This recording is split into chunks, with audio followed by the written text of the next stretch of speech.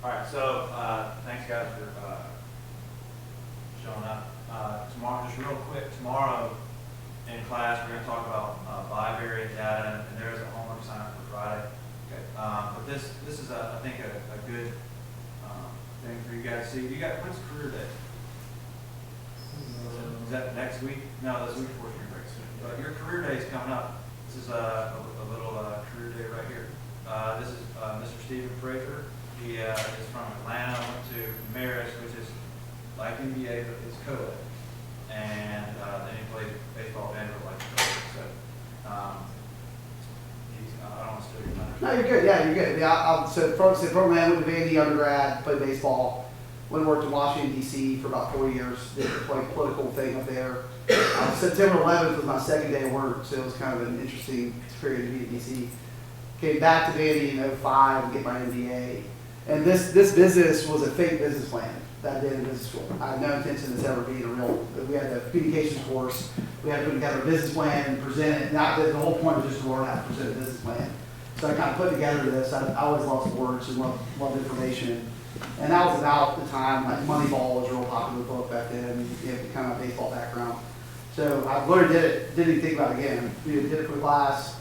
I got out, was working in commercial real estate for the Charles Hawkins Company, and that was 2007. Market crashes in 2008. I'm a commission salesman, I'm not making any money. And so I dusted this thing off, and luckily, you learn how Jim Collins calls it who luck. Sometimes who you know, you get lucky. One of my roommates from Vanderbilt is an absolute genius when it comes to coding and databasing, stuff I can't do. And so, we got together and kind of started doing this thing, and here we are 10 years later. I'll get into some of this stuff here on, let me see here. This is a little bit like who we work with. So we work primarily with coaching staffs. We got about 30 different, we work at Clemson, we work with Bama, we work with Penn State, Tennessee. We do a lot of work with coaching staffs. We are the official data provider and analytic consultant for the selection committee. So when they pick the 4 teams, we built the database and the platforms they use to analyze the teams and decide what teams better than others and who should be in. We do we've done 45 head coaching searches in the last 7 years. So athletic director needs a new coach. They give us a list of coaches. We help analyze those coaches and say, okay, we give a risk profiles based on the data on these guys. So and we do a lot of work with conferences. We sell some raw data. We kind of have our hands in a lot of different pies here. There's a little bit some of our offerings. I won't spend too much time on that. Once again, these are kind of some of the different stuff here. I'm not going to spend much time on that. What I want to talk about, you guys are obviously in a stats class. I'm not going to get into like the weeds on detailed statistics. What I want to more talk about is like being analytical, and what that looks like. Stats, statistics is certainly part of it. Running regression analysis, doing a lot of stuff you're doing in class is certainly part of what we do. But I want to kind of more look at like what it means to be analytical. Who here would call themselves analytical? Got one? Sure. Others, what does it mean to be analytical? What does that even mean? That'd be like taking all the data you have and sorting out what the possible outcomes could be from what you're getting. Yeah, that's part, right? So if we look at some of this, everybody should think of themselves being analytical. When you look at too many people think of analytics means you got to have an advanced degree in statistics, or you got to do this or that. That's not necessarily what it is. That could be a part of it. So we call this our 3 C's. So these are things that we look at. I mean, these are important when you look at anything with data, stats. First and foremost is content, right? So I can't do anything if I don't have information, I don't have content. I can't do a whole lot other than that. Now I'm just guessing, right? If I don't have actual data points to look at. But the hard part of that is you got to understand how good or bad your content is, right? So if I start with that information, if I start with that content, and I start putting that into models, what's going to come out on the other end? Garbage, right? So if I start with garbage, it's going to be hard for that not to be garbage when it comes out. So, we always say, I'm only as good as the data I can get. If I get bad data, it's going to be really hard to produce good outcomes with that data. So content is vital. Context too, right? So if I gave you guys a single data point, and you have no context, is that very useful? No, if I go to the coach and say, hey guys, you guys scored 30 points a game this year, or you averaged 2.5 points per possession, that in and of itself doesn't tell you a lot, right? Okay, what about what you do last year? What are the best teams doing? What are the worst teams doing? How can I actually bring some level of context to that data? So whenever you're looking at stats or data points, I've got to be able to have context to it. And then the single most important part, right? Conclusion. What am I actually doing with it? So if I have great data and I have context, but then, okay, what am I actually doing with this data? And is it leading to anything being useful? We work with a lot of coaching staffs, and I told them that their data, the way they're doing it is actually a liability. Because if I'm spending time, energy, effort on something and not getting something useful out of it, then I'm actually better off not doing it in the first place, right? So I mean, you all see, we go to these staffs and they have these books. I'm dead serious, they're this thick. They've got 200, 300 pages in it for a single game. So it seems awesome, right? And then you ask the coach, I said, how many pages y'all look at? And they're like, 5. So you're like, well, who in the world is putting all this together? This is a total waste of time here. So those are kind of the 3 C's. Whenever we look at stuff, that's what we're trying to do. We're trying to have that drive us. So this is a little bit, this is a presentation I gave to some coaches. So some of this is not going to be that relevant, but you'll get the gist of what I'm trying to get to. So a lot of what analytics is, like the first thing when we go into a coaching staff, they want to start, hey, give me your 4th down chart. I want to see when we should go for a 4th down. Or, there's these new things where your 2-point conversion chart. When should I go for 2 points? Or, there's this company out there that's doing these game books or these really thick books that try to tell coaches in games like when they should call timeouts and when they should run the ball, when they should go for a 4th down. Tendency charts, mathematical models that other people don't understand. Whenever you see somebody say, well, the analytics say your bullcrap radar should go up. Because most of the time, what analytics? What numbers are you talking about? Because especially in like a world like I'm in with college football, the data, some of the data is not good. It changes every year in teams and coaches, and so it's hard to model it. If you look at it when you come to statistics and analytics, you have to look at how wicked or kind your environment is. It's like baseball is a relatively kind environment. It's essentially one person on one person, and there's a massive amount of data points. So, and baseball data goes back. So it's easier to model out statistical stuff in baseball. Golf is a very kind environment. You have a stationary ball, you do that. With football, you have 22 people in the field, and it's just wicked. It's called a wicked environment. So like wicked environment, you got to be careful on taking statistical models that work well, like blackjack, right? Blackjack is as kind as you can get. There's an extremely set way of doing it. There's a set number of cards. So if y'all ever play blackjack, there's a whole strategy on blackjack that says when this happens, do this. So if you have 16, you should always hit, or you should always do this or that. You can model that out in blackjack because it's really kind. Football, think about the context in football. How much the weather matters, what happened in the previous play matters, the crowd noise that matters. All that stuff. So it's very difficult to model out some of that stuff. So you got to be careful when you have statistical models that work in one area doesn't mean they're going to necessarily work in another area. So this is to me what analytics is. And this all boils down to, I'm a huge Abraham Lincoln fan. This was his management program. This is how he managed. So rigorously measure success and failure. So part of what we talk about analytics is I have to measure success and failure. Right? I have to sit there and say, okay, what am I actually doing? How am I measuring success? How am I measuring failure? Where am I getting information from on that? Find the causes of success, eliminate the causes of failure. This is good in life too. This is good if you do these 2 things in life. Like, how am I determining my own personal success and failure? How am I measuring that? Okay, let's do that first. Where am I successful? Let's do more of that. Where am I failing? Let's do less of that. To me, this is what analytics is, and everything you do should kind of go around this. A little bit more. Here's some great quotes here. Kirk Latham, he's the Warriors GM, and he had this great. I don't understand anyone who says I don't like analytics because they're basically saying I just like to guess. And this is it. Analytics doesn't mean stats.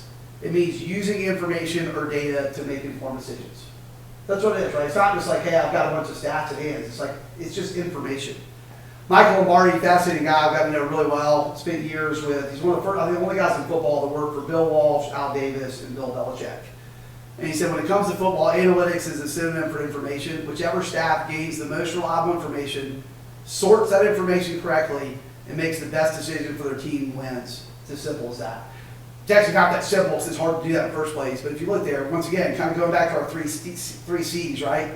So with staff, has the most reliable information, content, sorts that information correctly, getting context to it, and then has the best conclusion come on that. And y'all watch the Profit on the CNBC Gray Show with Marcus Lemonis, very ultra successful business guy. And this is big line. It says, if you don't know your numbers, you don't know your business. Right, imagine a CEO that doesn't know his company's balance sheet, he doesn't know his income statement. No different than in sports. Like, it's amazing the number of head coaches we go to, they don't know whether they're good or bad. They really don't. Hey, well, where are you guys really good this year, statistically? Where are you bad? You know, how well do you know your numbers? How well do you know your team? So when it comes to stuff, you got to know that. You got to know the data. So I'm a huge Sherlock Holmes fan, and I'm obviously a huge Bill Belichick fan. And these are a couple kind of quotes here. And I think what you look at, part of being like really good in the statistical world, in the analytical world, is being a great information broker. Because there can be information overload. I mean, you guys are in school every day, so you're at that point. You don't have to just dump a bunch of information on you. And it's like, what do I do with all this? I'm overloaded with it. You know, part of this, and you can see what Belichick says here. He said there's a balancing of new information versus analysis of previous. There are a lot of components to that. This part of, I think, a good coach, the decision making they make, and then all that is what makes them a good coach. What information is important? Where do we start? How do we do the most information across in the least amount of time? Right? Because that's, once again, look at a game like football. I've got roughly 5 days to get totally prepared for a completely different opponent than I just played. So I've got to be very careful on what information I'm actually disseminating, what I'm looking at in that period of time. Kind of goes like Sherlock Holmes, it is of the highest importance in the art of detection to be able to recognize out of a number of facts which are incidental and which are vital. And you guys will learn some of the system stuff, like how to actually figure out, like, run analysis to know which data is more important, which is more correlation, causation. Otherwise, your energy and attention must be dissipated instead of being concentrated. I'm a big reader. And this is one of my favorite things I tell coaches on this is a lot of times when people say I want to get a coach, it's a CEO. We kind of came up with this idea of being what we call a CFO. Great book called Guts and Genius. It's about Bill Walsh, Parcells, and Gibbs. All three legends, Hall of Fame coaches, were all coaching at the same time back in the 80s. And Parcells, his mentor, was his high school basketball coach, a guy named Mickey Corcoran. And this is what Mickey said, there's always ways to win these games. It's your job to figure it out. He was always emphasizing what your job is as a coach. Your job is to give your players a good design. It doesn't have to be superior, it has to be good, it has to be sound. And so, to me, that's part of what analytics is like, I'm trying to figure something out, right? Like as a football coach your job is on a given Saturday, I've got to figure out how to beat that other guy. Period. Right? That's what I've got to do. That's my job to do that. So how do I do that? What information am I using? How am I using that information? What matters? You'd be amazed. One thing Michael Lombardi told me a couple of years ago, he said, you'd be shocked at the number of football coaches that don't know why they win or lose. And I'm thinking, like, I didn't want to make sense to me when you first said it. Like, what do you mean? He's like, well, just ask some of your coaches' minds. After winning or loss, ask them why they won or lost the game. And so I started doing it, and I was like, these guys had no clue why they won or lost the game. Like, that you ask them, and, we turned the ball over too much. Okay, why? Why did you turn it over? Was it your game plan? Was it they didn't understand the why, right? They weren't going deep enough. Or when they won, they didn't know why they won. We just executed well. Well, why did you execute well? Was it a game plan? Did you have a good game plan, bad game plan? What happened there? So it's interesting, but I think a lot of times we don't stop to really understand why. That's Bill Belichick's genius. He truly understands each week why he's going to win or lose the game. Period. That's what he knows. That's what separates him as a coach. He's the best CFO that's ever existed. He figures out each week, how am I going to win or lose this game? What's interesting with him is he inverts. So he always starts off with, when the first meeting he has with his coach each week, he says, how are we going to lose this weekend? Right? Okay, what do we have to do? I can't win until I don't lose, right? So what are going to be the reasons we lose the game? So it's a good way to learn to start thinking that way. Basically, all this is about strategy, right? Because at some point, information analytics, whether you're running a business or you're a football coach, you have to have the right strategy in place, first and foremost. If I don't have the right strategy, the tactics don't matter, right? So I'm a huge Peter Drucker fan. Y'all familiar with him at all? Anybody know Peter Drucker? You guys got to read some Drucker. He's passed away. He's probably the greatest management thinker of all time. Strategic management is not a box of tricks or bundle techniques. It is analytical thinking and a commitment of resources to action. Efficiency is doing things right. Effectiveness is doing the right things. And then there's a little nuance here. Think how important that is, right? You can be very efficient at what you shouldn't be doing. This goes to my favorite quote of all time when it comes to business. There is surely nothing quite so useless as doing with great efficiency what should not be done at all. I can't tell you the number of coaches we work with. I'm like, man, they are all in on something, and they're phenomenal at it, and it's absolutely worthless. Right? I mean, in your own lives, and how many things are you doing really well, and you're extremely efficient, and it's worthless? It has no impact. I'll give you a great example. Brent Zetter, golfer. Great golfer. So he's got fascinating. When his game transformed, when he first got on the tour, he was not winning. Was not doing that well. He got introduced to a guy at the British Open and said, hey, Brad, I think I can help change your game. Are you open to me giving you some information on upcoming tournaments? He said, sure. So what the guy would do is he'd analyze the upcoming tournament that Brown's playing in. He'd go back years and look at the guys that finished in the top money. And he'd say, okay, what did these guys do well, very specifically in these tournaments? You know, and it would be really detailed information, on fairways you can't miss, and certain putting distances you have to do this. So Brant's game every tournament would be geared towards that. So that's what he practiced, right? He would literally only focus on the things that were going to be that helped him figure out how to make money in the next tournament. So there was a point where his long iron game was not good. I'm not really a golfer, but his long iron game sucked. So he started spending all his time working with long irons. So the guy calls him and says, man, what are you doing? He goes, what do you mean? I'm going to put him on. He said, your long iron game is going to have nothing to do with you making a dime in the next 6 tournaments you play. You could be the worst long iron player on the tour, it will not matter. So he stopped doing that. Right? So that's a great way of looking at that last quote. Make sure you're not doing something efficiently that you shouldn't be doing at all. How do you become analytical? Only one person here said you're analytical. How do you become analytical? Who's got something for me? What do you got? Go look at the content and the context. There you go. Right? First of all, do you consume information? Right? I mean, it's like, once again, you don't have to have an advanced degree in statistics because it's like, so, okay, if I'm, whatever you're doing, whether it's related to sports or whatever, am I gathering information, right? And then am I able to read context to that, am I able to make a conclusion, make a good decision on that, right? Like, I mean, you guys you're applying for colleges, right? How can you be analytical about applying for colleges? I mean, I'm assuming when you're all looking at colleges, are y'all consuming information on that kind of front? Are you looking at, right? You're looking at stats on the school and the teacher ratios and costs and all this kind of stuff. And then you're trying to bring context to that, right? You look at other schools and what that compares to. And then you're hoping that information leads to a good decision, right? That's being analytical. That's it. That's analytics in its essence. Now, once again, how deep and sophisticated you get in that is up to you. It depends on that. I've some of the guys that are really analytical. It doesn't mean that they have advanced degrees in statistics. It's how they approach things. It's how you approach a decision. Do you know your numbers? Kind of stuff we talked about, right? How well do you really know your numbers?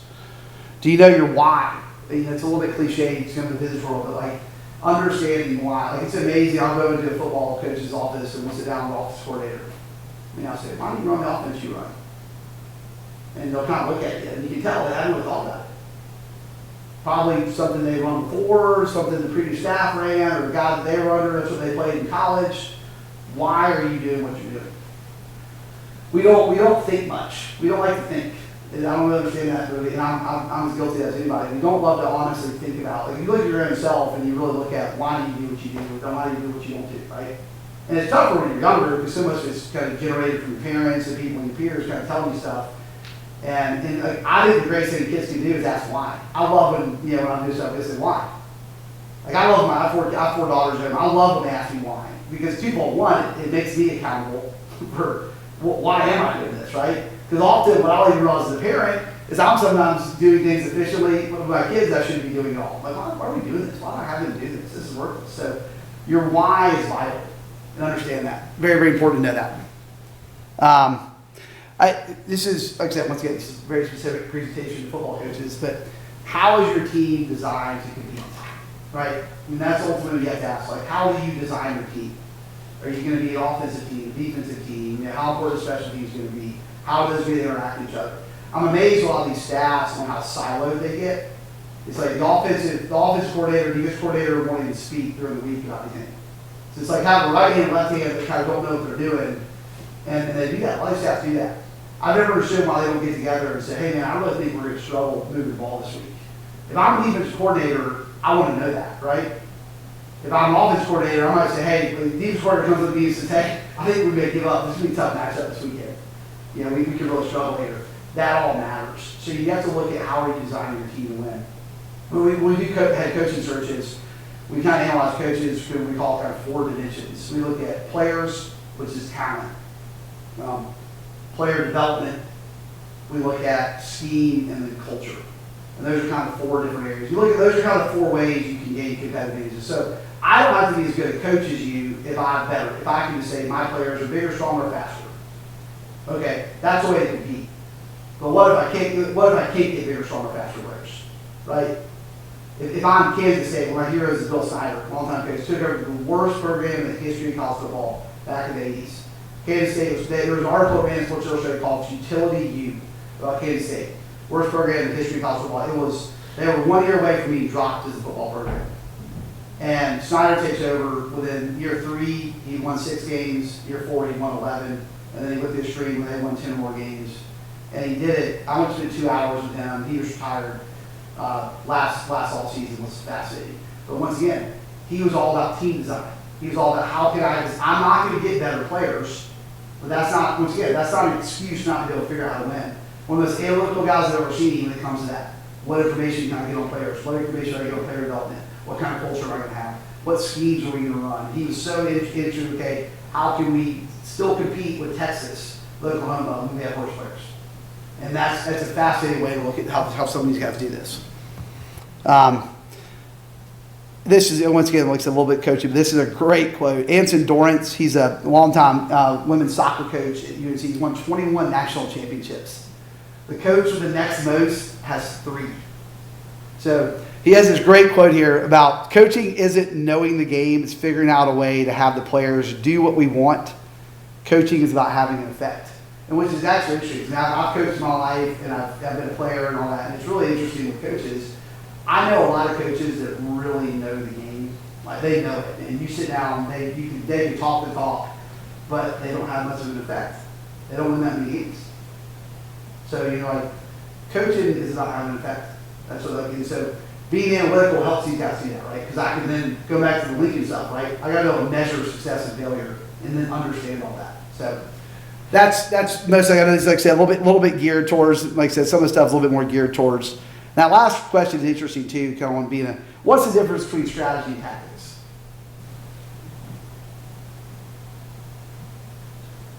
What do you got? Strategy more like, I was gonna say strategy is more like, I guess, like your long-term plan, and like being a tactician is more like your smaller moves, I guess. Yeah, honestly, like if I look at a strategy, like if I've got to know where I'm going, and then the tactics are how I'm going to get there, right? So like and if I don't know where I'm going, then the tactical part becomes a lot less important, right? So that it starts with making sure information is being used from a strategic level and not just, like I said, too many times these guys are going to get very tactful with it, but if that's not married with the strategic part of it, it's worthless. The tactics become, hey, great, you're doing awesome with this tactic, too bad they're tied to a strategy that's got us going in the right direction. So, all right, I've done too much talking. What questions do you guys have?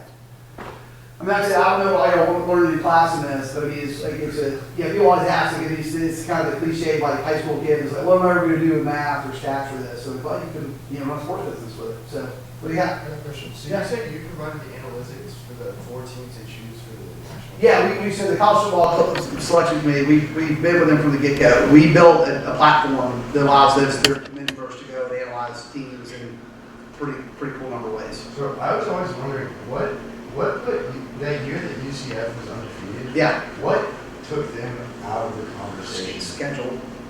Yeah. I mean, it's just, if you look at from a standpoint of, we have some really cool relative statistics which really take into account, who you're playing and how well you're doing against who your competition is. It's going to be really difficult for you to really see some of these teams from the Group 5s make it to the playoffs just purely on schedule. It's just, if you look at the quality, it kind of stinks. If you look at the quality of wins week in, week out, they may play 1 or 2 teams that are really quality teams. And then where you stack these teams are playing. You go look at LSU's schedule this year. They go at Texas.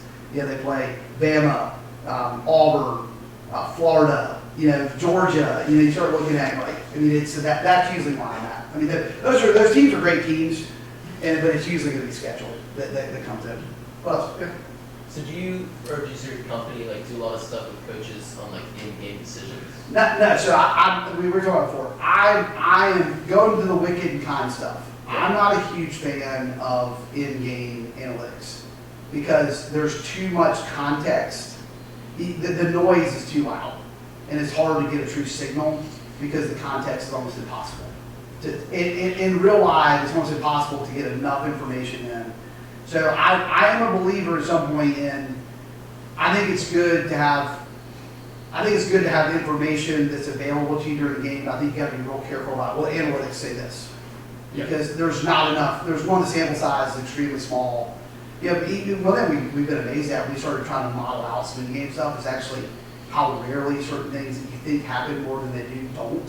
So you've got a really small sample size. I'm sure y'all learned about this. If you got a small sample size, you got to be careful about making big conclusions on small sample size and that. So there are companies that are in that space, and to be perfectly honest, I don't like what they're doing.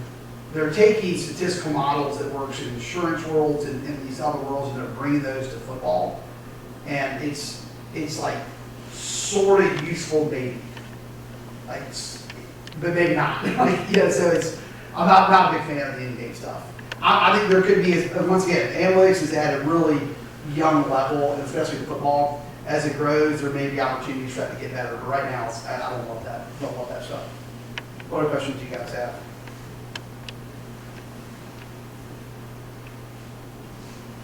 Yeah.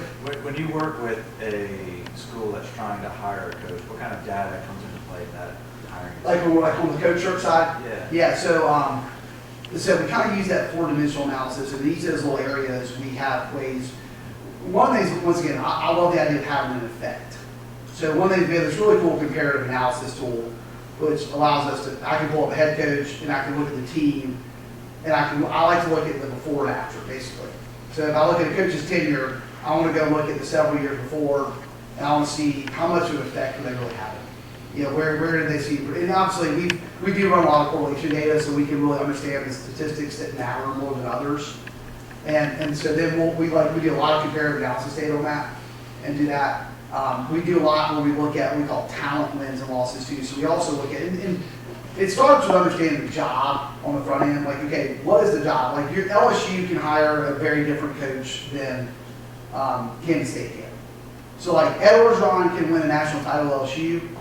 If Vanderbilt hired him next year, he'd be 1-10, 1-11. Ed Orgeron is winning at LSU with incredible talent, and he's picked up the highest paid coordinators. His defensive coordinator, his friend, makes $2.5 million a year. $2.5 million for a defensive coordinator. Vanderbilt's defensive coordinator is going to make $700,000. And you're not going to be able to, Orgeron is winning a way that works at LSU. Also, I think it won't work next year. I think they'll lose 4 or 5 games next year.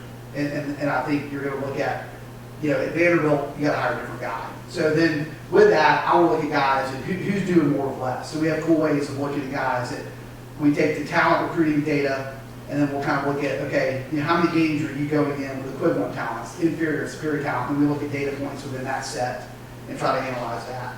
So it's going to be different. Like some coaches, like there's some schools where I might say, hey, you need to go all in on a guy that's a heavy recruiter, and it's shown he can really impact the recruiting trail. And we've got data on that. Or when I say forget the recruiting here, you need a schemer. We need to bring a scheme here. So I want to see guys that are having this impact with their scheme. So that's the stuff we get to. And look, I'll tell you this: it is not a science. I mean, there are times I'm like, man, this guy's going to do really well here. I thought Chad Morris was going to be great at Arkansas. It's a total disaster. I think it's good. I was like, it's a great hire. Terrible. So it's once again with data on this, it's not perfect, right? I mean, you're trying to use information to make the best decisions you can. That doesn't mean that you don't make. I thought James Franklin was a terrible hire. That's all one of the best games they ever had. So you get sophisticated. Is anybody familiar with the Dunning-Kruger effect? It's fascinating. So the Dunning-Kruger effect is the idea that often, you see this in politics a lot. Often people with the strongest, and you see this with youth a lot too, a lot of people with the strongest convictions and opinions actually have the lowest level of confidence. And as you actually show, the more I learn, the less confident I actually become in all ways. Because you know what I realize? It's hard to know stuff.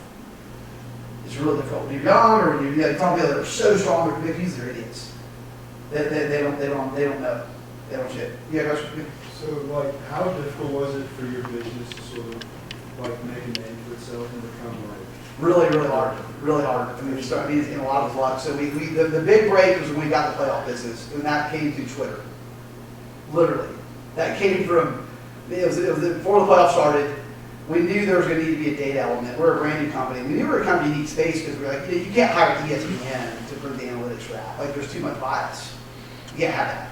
So there's not many people in our space. We're a four-man company. We don't have an office. I tweeted Michael Kelly, who's now the AD at USF. He was the COO, and I said, hey, we'd love to connect with you, talk to you about what we're doing. And he actually immediately responded, which is that. I probably could have called the guy 100 times and never turned my phone call. I tweeted him, and he tweets back at me. So we had a lot of success with Twitter. And then 2+ years later, about 10 meetings later, so I mean, so that part was easy, and the hard part was like, we flew to Dallas 4 different times, had to present, had to go through all the rigmarole. So then it became about really being good at what we did. Luckily, we got really good. So, part of it on the front end was like, okay, let's make sure we're actually good first. But it's been difficult. Our sales process is really difficult because one, ADs and coaches are really hard to get in front of. These football coaches are just shockingly busy, and it is hard to get in front of these guys. So that's been difficult. I mean, it takes. I mean, we just landed a team. I'm dead serious to say this. It's been 6 years of a sales cycle. Me trying to get these guys on board with us. 6 years. So it's hard. It's a lot of work. It's kind of like we always love to see something like it's like we've been successful, and that's been 12 years in the making. From a fake business plan to actually kind of then getting good. What else? Any other questions you guys have on any fronts? Do you stuff with pros or not? We're just starting to get, so we're launching basketball here soon, which is interesting, because that's going to be interesting. Where you said college basketball we're getting into, we have the database mostly built, and it's going to, the great part of basketball, there's 330-something Division I programs, which is great, because college football is 330. So that you got a lot more, but the trouble is you got 330. So like, how in the world are we going to be able to get in front of this many people? And we're a small company, we're a 4-man company. So like, we don't have a lot of staff. So that's what we're looking at too, is like, do we need to start staffing? And then where do we need staff? Do we need somebody on the sales side? It's like, so, but yeah, we're starting to get, the NFL is tougher to break into because they have a lot more money, and most of them have in-house analytics. A lot of these, I could argue a lot of them aren't doing it very well, but a lot of them have it in-house. Is this at all interesting or useful at all?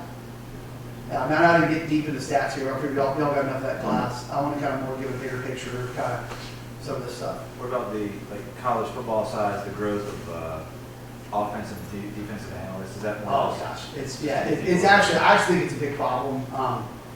Saban started it, and people are not Saban, so all these other programs started to mimic it, right? And then they got this army of analysts. I'll give a story about I was up visiting with Dave Miranda this past off season. LSU team's coordinator just got Baylor's head job, and we're sitting there and we're talking through stuff, and we're walking the facility in one of the rooms, and there was like 13 guys huddled in this room. I was like, look, who are they? Because that's all our analysts. I was like, what are they doing? Because I have no idea. This is our defensive coordinator. Because I have no idea. So I think there's a lot of interesting, so Saban and Belichick are very similar in a lot of ways, but Belichick has the smallest staff in the NFL. Saban has the biggest, his staff is beyond. Saban doesn't know the names of half the guys on the staff. That's a true story. He can manage it because he's so maniacal and he has enough people in place. So I think you got to be careful because once again, it's what are you actually doing with the information? How much information can you actually gather? And then to the point I made about being an information broker, let's say you got all these analysts and they're analyzing all this data. Who is the information broker? Right? Who's deciding what gets put in, what you use, don't use, who gets this, who gets that? If you don't have that information broker, it's worthless. The Browns have the largest analytics department in all of pro football, and they're an abomination of an organization. And the reason why is they don't have an information broker. They have 35 analysts and all these guys with advanced statistics degrees and all this. And then they have a head coach that doesn't like analytics. I mean, those Hugh Jackson, he was there. It's like how, like that's, once again, strategy, right? Like Haslam shows up and thinks, I'm going to be in analytics now. We're going to hire a bunch of analytics guys. Then I'm going to hire Hugh Jackson as my head coach. Like, come on. Like, that's never going to work. Those analysts are worthless. Like I said, where's the information broker? So, like, that's where, like, you have to start off, like, if you don't get that strategy part right, the rest of it is absolutely worthless. What else? Baseball. Are you into numbers? Do you? No, not yet. Sorry. Yeah. Yeah. What's your opinion on a guy like Kevin Kelly? He's the Love high it. school I got to know him really well. So Kevin, y'all know who Kevin Kelly is. He's Pulaski, Arkansas. He's a high school head coach. There've been several articles. He onside kicks he never punts ever.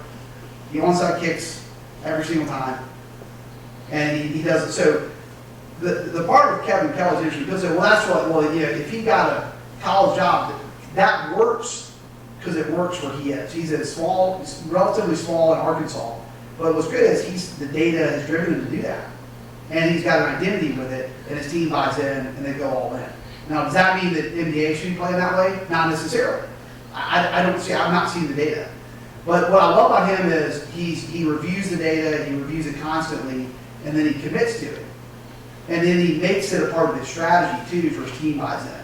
So, like, I love what he does. Now, that doesn't mean, like, what was Moneyball? What was Moneyball?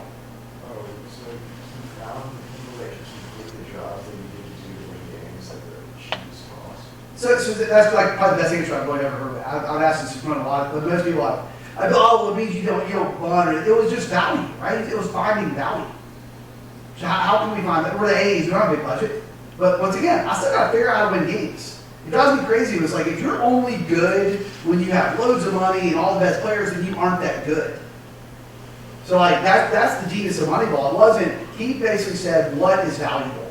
And then how can we find it and find hidden value? And then that's got to change, right? So the problem with Moneyball is what? And everyone started doing it, so the value is no longer there. So now what, right? So now we're going to still find value. So that's all Moneyball was. Moneyball is not whether or not you bunt or this. It was where can we find, what is important, and then how can we actually get guys doing that with a relatively limited budget. Billy Bean's a great CFO. He's a great chief figure out. That's what's great about that. That's great. Most people think it's like a specific strategy or they get that, and it really wasn't. And that was Billy Bean's. And Billy Bean, once again, he hired some guys, Paul D's best days out of the Browns, that had very advanced statistical degrees. But what his mastery was asking the right questions. Right? If you don't ask the right questions to start, then once again, if the strategy's not there, all those tactics that Deep Podesta brought and other analysts brought become worthless. If you don't have Billy Green, information broker driving. How are we doing on time? Are they about Yeah, couple minutes? maybe one more question? Yeah. Anything else from you guys? Yeah. It's the most important. What if you were to look at like a football player on offense, what would be his most important statistic? Maybe like a receiver. So that's great. I mean, the individual player stuff can get a little bit tough. I like, one of the stats I love, there's two stats I like looking at on receivers. Yards per target. So we look at the number of yards, and then how often you were targeted. Because you have some positions also aren't going to get targeted as much, depending on whether you're a tight end, a slot receiver, So I like yards per target a lot. And then the other one I like is we look at what we call what percent of your catches result in a touchdown or first down. Right? Because ultimately that's part of the game, right? The game is touchdowns and first downs. So I want to look at, there's a lot of receivers that can get a lot of empty yards, right? Like if you're up or down, or you get, if it's a 3rd and 18 and you get 15-yard catch and you don't convert it, that's not that. I want to see guys. Also, it typically tells you quarterbacks are typically, the guys that have those high rates are typically guys quarterbacks know can get the ball and can get those. So those are the two we look at. On a team perspective, like points per possession is a great metric overall. Like looking at stuff from a possession standpoint, and how efficient you're being. There's a lot of teams. So you want to look at a lot of efficiency level stuff and not just raw data. Total yards. Your total yards does correlate generally to success. but you want to look at more of the efficiency level stuff. Well, what percent of football do y'all think 1st and 10 is? And what percent of overall plays in the game are 1st and 10? Any guesses? 40. Oh, nice. Was that right? 40 to 45% of football is 1st and 10. So when I go to coach on that, I'm like, so what if you better spend a lot of practice time in game planning in your 1st and 10 offense, because that's going to be nearly half your plays in the game. What's the second most common down and distance after 1st and 10? It happens about 12 to 15% of the time. Nice. 2nd and 10 or more is the next, but most coaches don't have a very specific second long game plan. It's throwaway. So then everybody sees the game, like the crappy draw play, the pitiful run play, you get for the next thing is 3rd and 7. And then we have what's called a Walsh rating. So Bill Walsh, his great book, Finding Them in the Edge, he talks about the best offenses avoid 3rd down. So the best 3rd down play is the one you don't get to. So I want to get my 1st down on 1st or 2nd down. I don't know why am I waiting for 3rd down to do the cheats, right? So, and to a T, the best offenses every year have a low percent of 3rd down plays. The bad ones have a high percent. Because there's only 2 or 3 teams a year that convert more than half their 3rd downs. So statistically, if you keep getting the 3rd down, you're going to get off the field or force yourself to go for a 4th down and punt. So you got to avoid 3rd down. So that's our big thing we talk about. It's like, where are you spending your time? What are you doing? So, are we good? We got time? Are we good? Or? Thank you guys for coming. Yeah.